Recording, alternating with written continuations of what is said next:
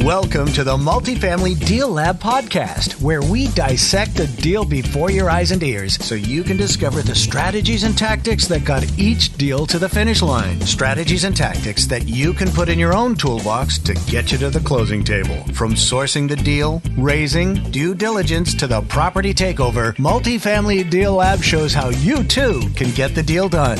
And now here's your host, David Lindahl. Everybody, welcome to Multifamily Deal Lab. I'm your host, Dave Lindahl.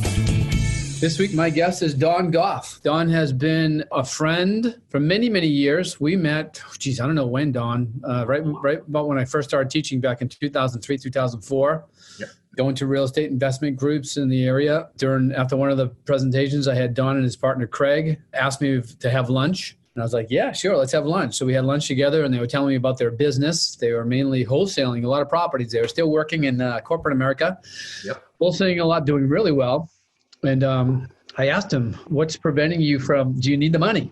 That was my question. Do you need the money? And they're like, no, we make pretty good money in corporate America. I said, do you have savings? It's like, yeah, we've been doing all these flips. I said, well, why don't you start holding them, do the repairs and then get the brunt of the money in the back end, A big chunk. So that was a life-changing advice, right? Why don't you tell them what happened after that? Totally changed everything, because now instead of making $5,000, $10,000 a deal, we're making, $20,000, $30,000, $40,000 a deal. And as you mentioned, said, hey, that's your value, getting the deal. I mean, once you have the deal, the rest, that's the easy part. You already have it in your hands. Hold on to it. If you have the money to take it down in private money, take it down. Wholesale, you said to flip our equation, because we're rehabbing 1 and wholesaling 3. You said rehab 3 and wholesale 1. So if your money gets tied up, just wholesale it out instead of passing on the deal, so you still make money on it and go from there. And that was life changing. We were able to get out of corporate America because we had to replace both our incomes, right? And then that led us, to flipping more properties and then getting into multis. And living your life. Yeah, living the life. By your terms. Virtually. Yeah. So then you started coaching for us after success in multifamily, and you had successful single family business all those years. Started coaching for us, was it 2006, 2007? 2006. Yeah, as soon as you brought it in-house, we started right away. It's not that much difference as far as the whole process. I mean, there's obviously some differences, but you still need to be able to go out and get properties. You still need to be able to go out and get money. You still have to get it in the contract. You still have to make offers. It's just you're changing all the details, but the steps are pretty similar, no matter what kind of real estate you're doing. That's what we found. Exactly. And then every piece of real estate has its niche, like single family, multifamily, commercial, all of that. So I brought Don on the call today so we could talk about, he's been coaching for us since 2006, very successfully. Students have a lot of great results, but not everybody's successful. So even though we've got this program that's proven, it works, just like our home study system, proven, works, and it's worked for, at this point, thousands of people. Yet some people aren't successful. Mm-hmm. So what I wanted to do is have Don come on and talk about best practices. What is it that the things that those that are successful are doing that those that aren't successful are not doing? And I'm happy to say that we have more successful people than unsuccessful. But then again, everybody defines their success in different terms as well. So we can't really define anybody. I think everyone's successful that joins the program in one way or another, whether it's personal development or real estate, their business development. Because the thing is, they go hand in hand, right? So even though they might not have gotten to that ultimate goal, they still learned a lot from us as far as that they can actually implement in their lives, like be more organized, time management, systems, and so forth that you can implement to any business. So I consider, and I struggle with that, to be honest with you, Dave, at the beginning. Sometimes when people didn't have success to it, until I was talking to one of my business coaches, he's like, well, how do you define success? He said, if you change their life's better for them after they leave the program. Just because you did everything, you coach everyone the same way, they might not have taken the actions they're supposed to. That's not on you, but you still gave them all the information the same way you give to someone else, and you still change their life. So I consider that success. Yeah, absolutely. So a big thing is the head game. So, I mean, we teach on the fundamentals on how to buy real estate, but then you got that big thing between your ears, the preventer. Yes. Well, that's the first thing I wanted to talk about is mindset, because, and I tell a lot of my students this, and even when we're on some of your stages, sometimes you get into your whys and your goals and everyone's like, I want the meat. They want to talk about the deals, the analysis. You're never going to get to that unless you have this straight.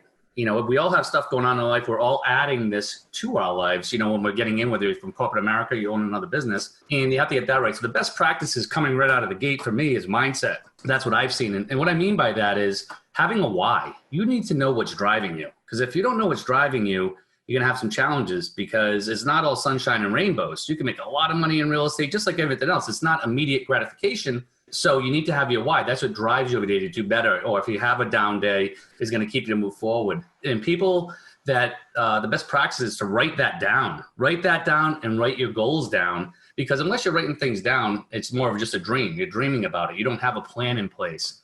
So that's one of the biggest things. And at the beginning of everything, I say, let's set a foundation, right? You have to have that foundation first and write it down. But a lot of people coming in never had that development before. So they think it's trivial or waste time. They just want to start going, which is good. I like action takers, but you want to be efficient with your time. You want to have success and you want to have a plan.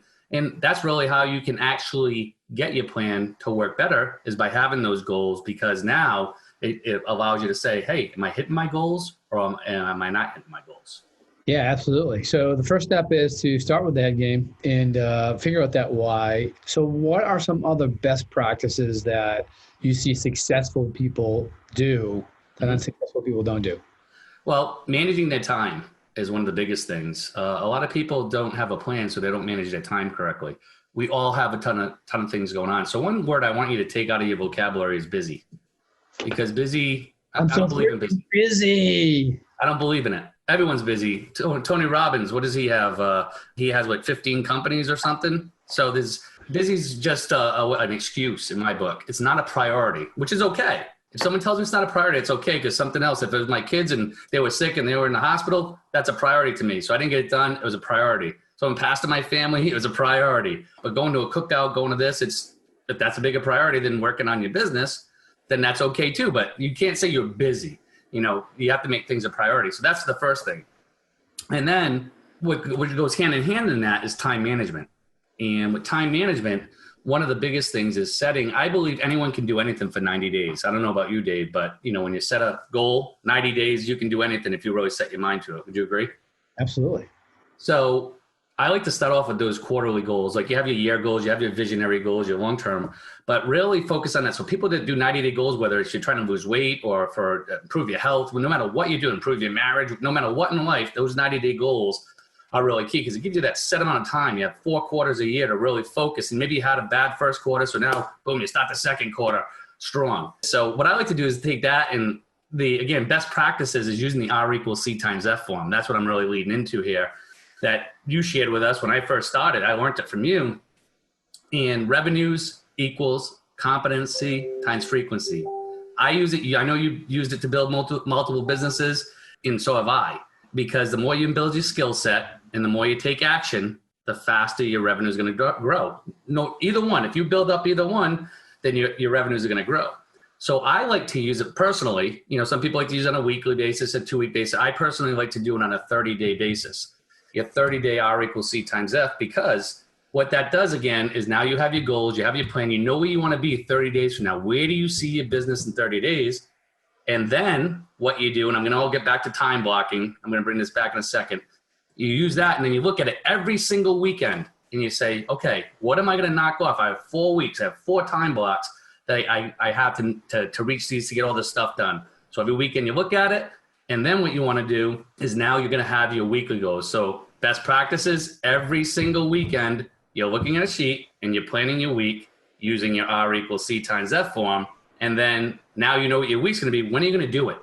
Get it on your schedule. Best practices, one of the best things you can learn from this call. There's a lot of things that content we're going to cover, but get it on your schedule. I know for me, I don't know about you, Dave, but if it's not on my calendar, it doesn't happen.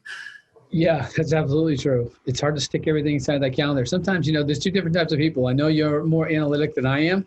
I'm more of the creative type. And when I see all of a sudden my calendar completely filled up, I feel like I'm so bogged down. It's like, damn, man, I have no free time to think. I give myself 2 days during the week. I give myself Tuesdays and Thursdays, no meetings. Those 2 days are creative. I creating my deal analysis, going after deals, working on my businesses, just time. But Mondays, Wednesdays, and Fridays, they're freaking jammed. Yeah. and good meetings. I want to go back to R equals C times Yes, F. sure. Everybody right now that has the ability to, everybody that's listening right now live are mentorship students and mastermind. So they'll be the ones asking questions. But the most important part of R equals C times F is the F. It's frequencies. It's how often are you doing those key things that are going to bring you the things that you want. That's what you do. You just dissect. What do I want? Deals? Okay, if I want deals, then where am I going to get deals? Well, maybe I'm going to get them from talking to brokers, or I'm going to be doing direct mail. Okay, if it's going to be talking to brokers, then I'm going to be talking to X amount of brokers per week. I'm going to be sending them out X amount of direct mail pieces per week. And as long as you do those frequencies, it works. Your competencies, you're going to be good at stuff. You're not going to be good at stuff. Some things you should be good at, regardless if you're not good or not, like underwriting.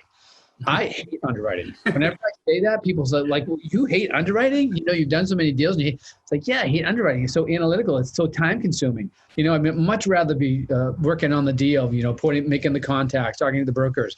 The underwriting part of it, I don't like it, but I learned it and I know it. I know it inside out. I know how to find those outliers and I know when there's a problem. And that's what I need to know. So even though I don't like doing it, I learned it so I can delegate it off and I give it to other people. So that's what you got to really understand about your competencies. You're not going to be good at everything, and there's going to be some things you just don't like to do. And if you don't like to do, and the other one is when you're talking to your investors. If you're the head of the company, you're the one that's got to talk to the investors. Even though you might be an introvert, you might hate it. But there may be a point where you don't have to do that anymore. But at the beginning, you need to understand it, do it, go out and do it. But frequencies is that's the key. Every time I've ever owned a business, when I first learned this platform of R equals C times F, realizing that you could be successful in anything that you do in life if you just apply this formula, I also realized in my other businesses that I would run my employees for this formula in those businesses, and then I would find that they would fire themselves because, like you, we were doing it on a monthly basis, and those frequencies were key. So they would actually sign we call it the contract. They would sign a contract every month. They would talk about what their goals were, what they're going to work on the competencies, but their frequencies, what they were going to do to get that goal. And they would come back and they would say, if they didn't do their frequencies, it'd be like, okay, what happened? And just listen to the excuses and say, okay, that's last month. Now let's focus on this month. Don't even talk about that's a BS excuse or whatever, blah, blah, blah. Or don't even give not even any criticism. It's just, okay, that's in the past. Let's focus on the future. You do that the next month, they don't get the frequencies done. By the third month, that time that meeting rolls around the third month, they're gone. They fired themselves. They left the company because they don't want to face you again on that third month. Unfortunately for, people that are running this on themselves or they're running it through a coaching program, you typically don't get fired from a coaching program, and you typically don't fire yourself if you don't get it done. But you've got to look at it in that aspect, is that this R equals C times F, the F is your boss. And if you commit, we used to have people sign these, so it was more of a commitment. And I'll tell you, the people that follow the R equals C times F, they were very, very successful. They all did well.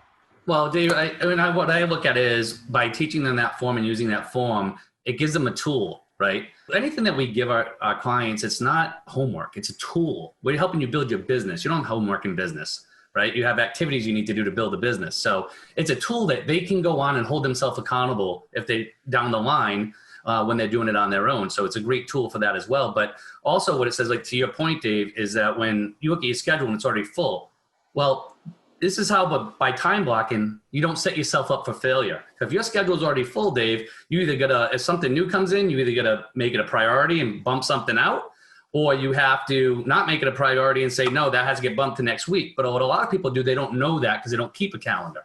So then they jam everything in, then they didn't get the things done they wanted to, and then they feel like they failed and they're down on themselves because they didn't accomplish what they wanted to when they weren't in the first place. I absolutely agree. And here's the thing. When I say that my Mondays, Wednesdays, and Fridays are full, it starts off being full with the 3 meetings that I have during those days, the 3 teams that I have to be with so I can get the stuff done that I want to get done. Those take the priorities in those particular days, and then I'll schedule stuff in between them. But you're right. So that's how I do my time blocking. It's like, all right, they're already in there. What we're going to talk about, I don't know, but I know I'm going to meet those people on Wednesday and Friday. So yeah, so that's a little distinguishing a little bit between time blocking and then letting the things fill your calendar. Well, and that's what you were talking about a little earlier kind of feeds into the next thing I wanted to talk about for best practices is really focusing on 2 things in this business that you always want to do. The best practices for this business is to always be focusing on two things, which I'm sure you still do, even though you're doing larger deals, is you're focusing on finding deals and finding money. That's really our role. You know, we can delegate a lot of the other stuff out down the line as you learn it, but you need to be focused on those two things. You're the contact. It's a relationship business, which I'll cover that too in a second. But that's the main thing you want to be doing. If you're not focusing on those two things, or if someone gets overwhelmed with something, you always want to go back to those two things. Am I doing any actions to find deals? And am I taking any actions to find money? And when you do that, that's a great practice to put into place. Yeah, absolutely. Let's go right back to the F's. Yeah. The frequent. So, and that being said, for both of those things, you want to have, it comes down to relationships, right? One thing I learned from you, Dave, is you always say, we're not in the real estate business. We're in the marketing business. And those are two marketing activities. But I also say we're in the marketing and the relationship business because we're going to be, in order to find your deals, what are we teaching you? To develop relationships with your brokers so you get those pocket listings, you get those. We don't buy retail. We don't buy top dollar. And thank God we don't, with this just happened in COVID, right? That we have cushions in there built in. We teach you conservative ways to buy. But in order to get those deals, you got to build relationships. To get people to invest with you, you have to be able to build relationships. And it's funny because when a lot of people join us and come in, they think they're going to go to one meeting and the money's going to come flowing in. You're going to those meetings to start the relationship. And that's when everything starts rolling. If you never go, you never start the relationship. You never call your brokers, you're not starting the relationship because then it can't go to the next level from there. Yeah. So it's a journey. Everything it all starts with the first step. But it's not. But the steps, though, is when you break it down to this level, they are easy steps to follow and to go along. And so I'm going to talk a little bit about best practices in both of those areas and where you kind of want to start off with both of those. So the first thing that you broke. I just want to say one thing. Yeah, sure. Go ahead. For those of you that are outside of New England, I've got a Boston accent and I have a Rhode Island accent. Even though we both drop our R's, you'll notice that there is a difference in the way we say the rest of our words. I don't even talk Rhode Island anymore. I lived in Boston for 5 years. I lived in Worcester, then Rhode Island. My Rhode Island friends make fun of me now, so I can't figure it out. I just talk the way I do. So as far as the first thing with your brokers is you want to be a savvy investor. And I can't tell you, Dave, how many times, and I love hearing it every time, is that, oh my God, I called my broker and he's like, they were surprised how much knowledge I have after they went to the first multi-million boot camp and they're using the scripts that we have. But that's your first goal with the brokers and the best practices is become a savvy investor. And what I mean by that is use the talk tracks. I don't like calling them scripts because no one wants to follow a script. You want to follow a talk track. And follow the talk track, use what we said, but also do your research, do your homework. You want to be able to tell someone why you're interested in that market.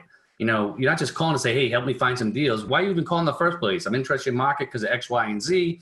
And then what you want to be able to tell them is you want to be able to say, I'm potentially interested in your market, because it's a psychological thing when you say I'm potentially interested. You're not saying, I want you to find me deals. You're not coming from a desperation. You're coming in, hey, I did my research. I want you to tell me more. What do you see on the ground out there? And because I might be potentially interested in your market. You're kind of taking a different role. Would you agree, Dave, by kind of taking that approach? Yeah. So now you want to do that personal relationship. You want to build the commonality that we always talk about. And one thing that I do a lot, and I kind of drive some people nuts, I think, especially my friends, is I ask a lot of questions. I want to know why. I'm curious, right? So, but you want to ask a lot of questions to the brokers. That's how you're going to get to know them. They're kind of telling you how they want to be talked to. You can ask, right? Personal, well, how'd your kids, or what are you doing this weekend, or what interests are you on? So you ever played sports? Yeah. Things like that. But, especially with COVID right now, you got to change with the times, right? And I just put a book out there, Who Moved My Cheese? I made a post the other day on that. And because things change over time, and with this, it's one of the best times you can be doing this, because you're going to ask the broker, how's your family doing? How are you going to get to know them personally? Has anyone been impacted severely by it? You get talking about personal things that way. It's a great way to be able to introduce it into the conversation. But then you're also going to want to talk about, they might say, hey, I had a vacation I was supposed to go on, and maybe it was Aruba, and then maybe you went there. It just opens the door for commonality. Best practices, you're always looking for touches with the broker. You're always looking for a reason to follow up, whether it's questions on a deal, something that happened in the market, meaning anything you find on COVID right now, share with your brokers. Use these calls. You should be on every single one of these calls. I hammer on my students to get on these calls every Tuesday, especially right now, because you can regurgitate anything you learn on these calls and say, hey, did you know about this? Did you know about that? And now you provided value to them, right? That's what people want. They want value. So you want to use that to your advantage. And, think of the holidays we have every year. You have, 5 or 10 times a year that you can actually call them to talk about that holiday. Maybe they're a veteran. Maybe it's Christmas, right? Every month has a holiday except for one, August. Yeah. There you go. That's why I have my birthday there. As I was going to say, that's the holiday in August. So everyone write that down. It's Dave's birthday. Send him cookies, candy. He'll put on the August 15.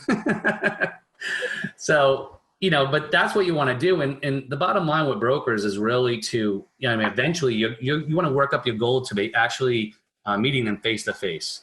And I know everyone just did a sigh right now because of the current affairs going on, but let's talk about a normal situation. It's not this with COVID, and then I'll talk a little bit about that. But the normal situation, what you want to do is you want to try to get your first goal is to get 3 to 5 good brokers on your team. That's not the max, that's the minimum in that market. But once you have 3 to 5 that you might want to work with, you kind of did, it's a sorting process. You might have talked to 10, you found 3 to 5. That may be 2 to 4 weeks of you calling in. After that, let them know, hey, in the next 4 to 6 weeks, I'm going to come to the market. That's the best practice. Why? Because now you just planted in their head, they're going to take you more serious because a lot of people don't go to the market. And you're trying to buy $1 million deals or $4 million deals. So you just planted a seed, say, oh, they're going to come. They're more serious. So now you get a little bit higher on their list. Then you go to the market. You follow up with them in 3 to 4 weeks. You let them know when you're going to go out there. Then you go, and now you put a face with a name. And Dave, I'm sure you can comment on this, how important that is to go to the market and really at that point, because now you can ask them, hey, what do you get in the pipeline? Yeah, there's 2 things I want to comment on. First of all is the fact that you can really establish a lot of rapport and a relationship on the phone prior to going to the market. And somebody was asking me a couple of calls ago, what can you do now? You can't really travel and meet people. It's like, well, this is the way we do it anyways at the very start when we're meeting new people, because you can build your whole team. Because when you go to the market, you want to have your team ready to meet. You don't want to just go there and start building your team. You want to get them all lined up and who you're going to be visiting. There's this 2-day cycle. You're in mentorship that you're watching in Mastermind. You just go into the mentorship website and you'll see the meeting planning. It's a 2.5-day cycle. When you're going in there, you're telling the people that when you're coming, you meet with the brokers. You don't view properties with the brokers unless there's a hot deal there, because that takes up too much time. You want to be seeing the properties in case somebody says that, hey, can you put an offer on this property? Have you seen it? Because that's one of the things that will get you eliminated from a deal if you haven't seen a property, before you've gone to a market. And that can even be overcome by saying, once you get your team members established, one of my team has gone and seen that property. So it's an easy one to overcome. But when you're planning it, you want to meet as many people as you can in the amount of time that you're going to be down there. And you want to view from the outside as many properties as you can, the drive-bys or the drive-throughs. But you don't really want to tour them because it takes an hour and a half, 2 hours to tour a property. What was your original question? I forgot. I went on this long tangent. Oh, just about talking to brokers face-to-face. Oh, yeah. So you talk to them face to face, but then you get there and you talk to them, and then they see you as a real person, and you take them out to lunch, or you bring them something about the commonality that you established, and now you've really you become friends with this person. You become very viable, and before you know it, you're gonna have a deal. Deals really flow after you reach a market. Not to say that you can't get deals prior to going to a market, which you can. But there's going to be a time when you've built rapport, they give you a deal that works, you're going to have to go there and see that deal. You're going to want to go because your investors are relying on your take on that particular deal. So, yeah, it works both ways. But the sooner you can get to a market, the sooner you're going to do deals. Well, the thing is, too, like 3 to 4 months ago, a lot of brokers wouldn't have done a Zoom, right? Now everyone knows how to use Zoom, or the majority. So now you want to start bringing this into your process, because if you're going to put a face-to-face, you just say a different feel for people. You'll even go to the market and weed some of your brokers out. You might think you have 4 people you want to deal with. You might drop off 2 after you get there and meet them and really get to know them and so forth. But that's what you want to do anyway. You want to eventually get there. I have a lot of students. One of the biggest questions I get, they want to go right away, like you said. They want to go right away, but to me, it's a waste of time because they don't know anyone yet. You really want to have a good 3 to 5 brokers at least, so now they know who you are, you know something about them, like Dave said, bring them something, whatever. Management companies, lender who might be in the area, attorney, closing attorney that might be in the area. All these people are on your list. The attorneys will bring you to the fanciest restaurants, so you always plan dinner with them. Ooh. These are little things you learn over the years. So that's brokers, really. And then that's really what's going to get you to the next level, because that's what we're always trying to do. We're trying to get better. That should be your goal every week, right? Get better and get better on it. Now, private money, I like to try to break things down as easy as possible over the years. That I'm coaching, I keep breaking it down more and more because sometimes a lot of people get overwhelmed with a lot of information. They're starting something new. So I make it very simple. I said, you're either going to be raising money from people you know or people you don't know. They fall into one bucket or the other, right? There's no in between. And you have different best practices for each. When you know people, you don't want to, they know what you've been doing for your whole life. They know your career, your background, what you've done.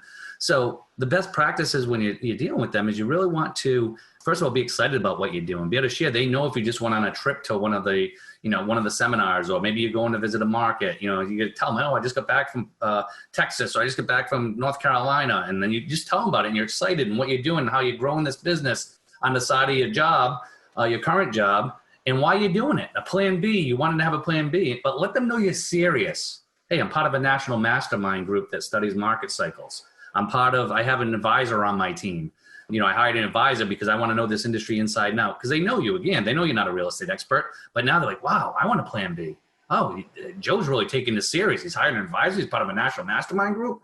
So that's a great way to be able to approach your friends and family pretty easily, because that's one of the biggest things, right? I know the mindset thing, back to that. A lot of people think they're asking for money, but you're not. You're sharing an opportunity. We have a vehicle. At the end of the day, we have a vehicle. We have a vehicle for friends and family or other people to actually either make a higher return on their money or to diversify their money. And there's a boatload of money that's out there. So we're just looking at this option as we're seeing right now, a lot of those people that said no 3 months ago because they're making a killing in the stock market, they just got a wake up call that they need diversification, right? Yeah, absolutely. That's typically when the phones ring the hardest, is after a big drop in the stock market. Yeah, so it's now they'll know, and now they'll pay attention because they know they want that diversity. Yeah, everyone can make money in the market when everything's going good, but you want to say, don't take all your winnings, put a portion of your winnings aside and you're good. So what you want to do with that, so that's the people that's how you're going to be introducing it to them. Now you're going to have people that you have 300 or 400 people in your phone, the average person does. So now what you want to do with them is you're not going to call them right away and talk about real estate. You're going to reestablish a connection. Or you're going to use social media to reestablish a connection. Start commenting on their post and friend request them. And then you start the relationship. You do that at the beginning when you're first starting out. By 3 or 4 months in, you could have another 100 people, friends on Facebook. Now that you might be able to approach them, maybe they'll see what they're doing if you're doing some type of marketing on there. So that's what you want to do. You don't want to just jam it down their throat and be all excited and tell them about all this stuff the first time you call them. And, oh, by the way, do you want to invest in my deal? You haven't talked to them in 4 years. That doesn't work. No. So the last thing is as far as private money goes, is really the expanding your network. And what you really need to do to expand your network, because remember, we have people we know, people we don't know. They fall in those two buckets, is you need to be getting out there. Or you need to be expanding it on social media is one way, but really want to be getting out there and have a plan for yourself. And you want to be able to, go to 2 events a week. I mean, Dave says it all the time, that you want to be talking to people every week when he does the Tuesday calls. Is you want to get to 2 events every week because it's, you're going to build relationships with them over time at all those things. So get them on your calendar, go to 2 a week. And you want to do that by having some goals. How many people do you want to talk to every week? So that way you can know, what are you shooting for? So if you want to talk to 30 people a week and you're not going to any events, well, how's that going to happen? It's not. So you're setting yourself up for failure again. So, and then if you have any friends and family, any kind of interaction with them or any events, I should say, birthday parties and, during the course of the year, that's all bonus, right? Because again, you're going to be meeting some of their friends maybe from their local neighborhood. It just gives you an opportunity to network.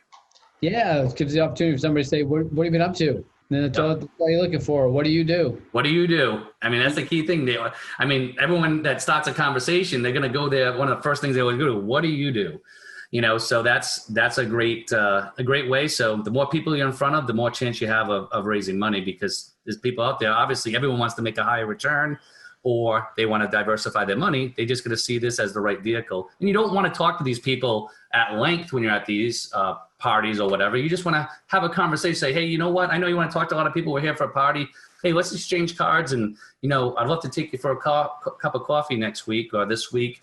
What works better for you, at night or, on the weekend? And now that they want to be closed, they want more information on the deal, just by the questions that they ask.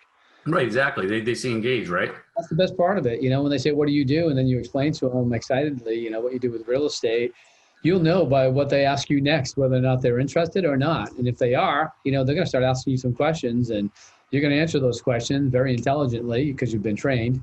And then the next thing you know, either they're offering you out or you're offering them out. And that's the start of a relationship. I know you get a hard stop, Dave. It's one. Yeah, I got to go. Okay. Well, Don, thanks for coming on to the call. Thanks for having me. Appreciate it. Yeah. And thanks everybody for joining us on this particular call. And as always, for mentorship students, your homework is to do two things. Go out there and get yourself 2 offers, put 2 offers in, and get yourself into 2 networking situations. If you simply do 2 and 2, you cannot help but be successful. And we'll see everybody next week on Deal Lab. Bye, everybody. See you guys.